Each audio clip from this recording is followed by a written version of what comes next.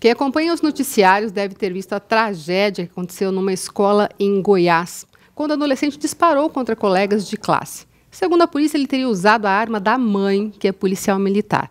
Algumas teorias apontam para o bullying, outras para uma criação em que a criança ou adolescente não sabe lidar com frustrações. Quem conversa com a gente sobre esse assunto é a psicopedagoga Maria Carolina Lolli. Tudo bem? Tudo bem, Elaine. Tem uma linha, então, que está defendendo que é o bullying, que a criança sofreu um bullying, que isso é muito problemático e perigoso. Tem uma outra linha, até de psicoterapeutas, dizendo que pode não ser só o bullying, mas que pode ter também essa coisa da criança ou do adolescente que não sabe lidar com frustrações ou com alguma coisa, com um não. E, além disso, o exemplo que as crianças têm em casa. Aquilo que os pais comentam sobre outras coisas, as atitudes dos pais servem também de exemplo para as crianças. Então, nesse caso, a gente pode pontuar essas 3 causas. Eu li uma reportagem que dizia que o menino ameaçava os colegas sempre dizendo, se você fizer alguma coisa, eu chamo meu pai e ele te mata. Isso já é uma linha de comportamento problemática? Sim, e geralmente, quando a criança insiste nesse tipo de diálogo, nessa narrativa, é quando os pais incentivam esse tipo de narrativa em casa também. Então, aconteceu alguma coisa. Não, fala lá que eu vou brigar com ele. Então, não é o pai que tem que resolver o problema do filho. A gente tem que incentivar as crianças a conversarem com as outras crianças, né, para que o que está acontecendo errado não aconteça mais. Aquilo que me incomoda, eu preciso resolver com meu amigo. Não meu pai ir até a escola resolver esse problema, né? Porque senão a vida inteira vai ficar dependendo do pai. Com certeza. E as crianças, elas acabam internalizando isso. Se eu nunca preciso tomar frente em nada na minha vida, consequentemente, fica cômodo para mim. Alguém sempre vai resolver o meu problema.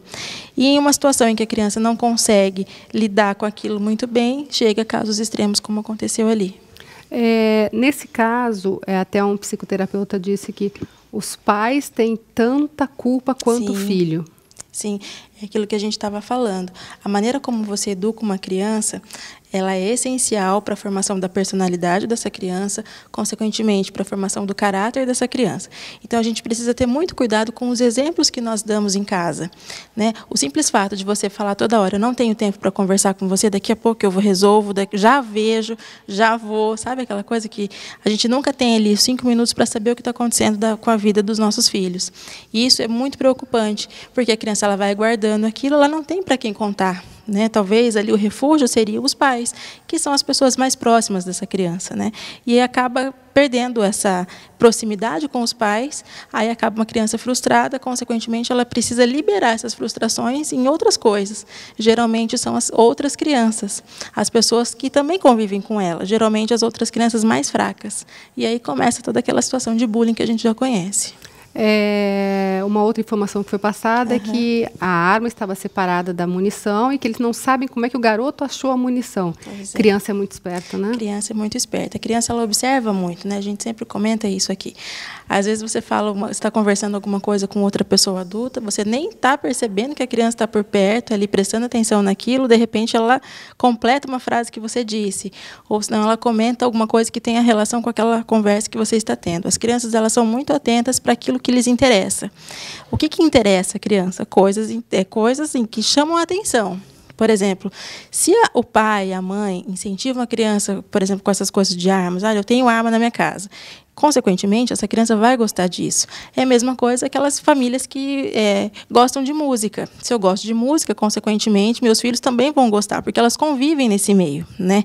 Então, nós precisamos tomar cuidado com aquilo que nós estamos apresentando aos nossos filhos. É claro que a gente precisa adequar a nossa rotina, porque criança precisa gostar de coisas de criança. Não é tudo do mundo do adulto que precisa ser apresentado para o mundo da criança, né? Uma outra situação foi que os pais, tanto do atirador, disseram que não sabiam que ele estava sofrendo bullying, e os pais das crianças que morreram disseram que não sabiam que eles estavam praticando bullying. Como descobrir isso? O que é que dá para fazer para entender, de alguma forma, que a criança está passando por uma situação complicada? Hoje em dia, se perdeu muito a questão de você conversar com as crianças. Então, as crianças elas são colocadas com o celular e se perdeu, né?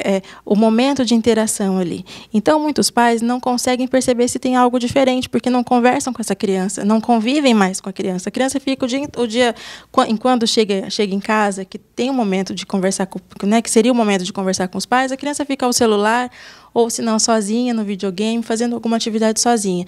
Então, os pais, eles desconhecem, entre aspas, essas crianças. Então, não dá para perceber, se você não tem um contato direto com o seu filho, de você sentar, conversar, saber o que está acontecendo na escola, não tem como você adivinhar que alguma coisa errada está acontecendo.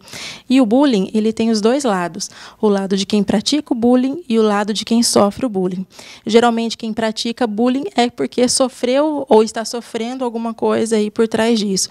O bullying sempre é fruto de uma fragilidade. Então, a pessoa que pratica, o agressor, nesse caso, precisa ser investigado, porque talvez essa criança ela tenha sofrido bullying, essa criança ela tenha tido uma fragilidade em casa, uma briga entre os pais, alguma coisa que despertou esse sentimento aí ruim, que faz com que ela extravase, provocando esse tipo de violência com outras crianças. E aí, nessa conversa, tem criança que às vezes não gosta muito de falar, ai, de novo, mãe perguntando no meu dia, não sei o quê. O ideal é dar uma instigada mesmo, tentar... como fazer para que esse papo se torne interessante, para que a criança se abra? Com exemplos, sabe? Mas não quero conversar. Mãe, você sempre pergunta. Mas eu sempre tenho que falar isso. O adolescente tem um pouco disso, né? Aí você muda a conversa. Você pergunta sobre o amigo. Mas e o seu amigo que veio aqui em casa? Como que foi? O que ele fez hoje? Como que ele é na sala? Porque muitas vezes as crianças elas se colocam no papel das outras e acaba falando coisa que, na verdade, é do mundo dele, mas na vida de outra pessoa. Muitas vezes isso acontece quando a criança tem vergonha de contar algo errado, né, algo que praticou, algo que fez errado, ou algo que demonstra a fragilidade dessa criança para os pais. Algumas crianças têm muita dificuldade em conversar com o pai, né, a figura masculina, quando o pai, por exemplo, não quer que a criança seja fraco, sabe? Quando o pai cobra sempre força dessa criança. E as crianças, elas não são 100% fortes. Todas as crianças, elas têm, né? Pois é, elas têm esses momentos de crise. E nesses momentos de crise, a gente precisa dar muito mais atenção. Só que como que eu vou saber que a minha filha, meu filho, está passando por um momento difícil se eu não dou essa devida atenção ou se eu cobro força todas as vezes? Então, nós precisamos ali ter o jogo de cintura na hora de conversar. E isso precisa acontecer desde muito pequeno, porque se eu não incentivo, de repente eu começo a perguntar do nada, claro que assusta e a criança pode ficar falando, mas eu estou fazendo alguma coisa errada, será? Né? E eles têm isso. Quando você começa a perguntar muito, eles acham que a professora conversou com meu pai, está achando que eu fiz alguma coisa de errado. Então, quando acontece isso e a criança não quer falar, se coloca no lugar do outro, pergunta da outra pessoa que talvez ele abra. E pode, por exemplo, de repente, falar assim, eu vi outro dia uma reportagem sobre bullying e tal. Lá nessa escola, o pessoal faz bullying com alguém, alguma coisa nesse sentido? Como que é isso? Você já viu alguém fazer? O que você acha disso? Né? Aí, sim, quando a criança se abre, conversa, e você pergunta, mas e com você? Você já sofreu alguma coisa assim? Alguém já falou isso para você? Né? Então, são uma maneira de você chegar a esse assunto tão delicado que é o bullying. As crianças que sofrem bullying, porque a gente falou do agressor, né? As crianças que sofrem, muitas vezes elas se fecham, elas têm aqueles sintomas psicossomáticos, a dor de cabeça, a dor de barriga, não querem ir para a escola e podem até entrar em quadros depressivos. Né? E é claro que vão começar as dificuldades escolares também. Então, a gente precisa tomar cuidado e observar qualquer mudança no comportamento, né, nas atitudes dessa criança, até mesmo na vida escolar. Mudou a rotina, alguma coisa está acontecendo nessa criança. Tem que estar sempre atenta. Com certeza. Né? Obrigada mais uma vez, viu, pela sua participação.